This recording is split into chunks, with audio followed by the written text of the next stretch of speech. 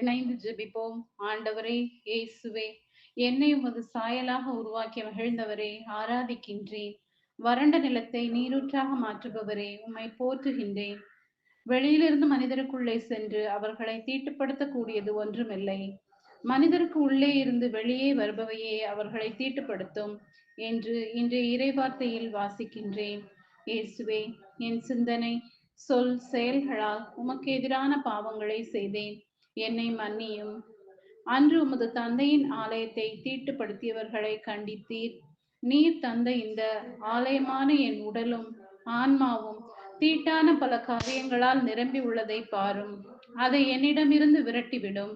உமக்கு உகந்த ஆலயமாக என் உடல் ஆன்மாவை மாற்றியருளும். இன்று இந்த வீட்டிற்கு மீட்பு உண்டாயிற்று. ஏனெனில் இவரும் ஆபிரகாமின் மகனே என்றவரே, உமது ஆலயமாய் நீர் தந்த என் ஆன்மாவையும் உடலையும் உமது சமாதானத்தாலும் உமது அருளாலும் நிறையும். இந்த நாளில் உமது வல்லமையை என்னில் பொழியச் செய்யும். உமது ஆற்றலால் என் தீமைகளை அகற்றிடவும் இந்த இச்சைகளை பாவங்களிலிருந்து விலக்கி நடப்பவனாக என்னை மாற்றும். இயேசுவே, ஆண்டவரே, இன்றைய நாளில் நான் உமது தூய வல்லமையான மீட்பை என் வாழ்விலும் என் குடும்பத்திலும் அதிகமாக உணர்ந்திட அருள் தர வேண்டுமென்று இயேசுவின் நாமத்தில் ஜெபிக்கிறேன். ஆமென்.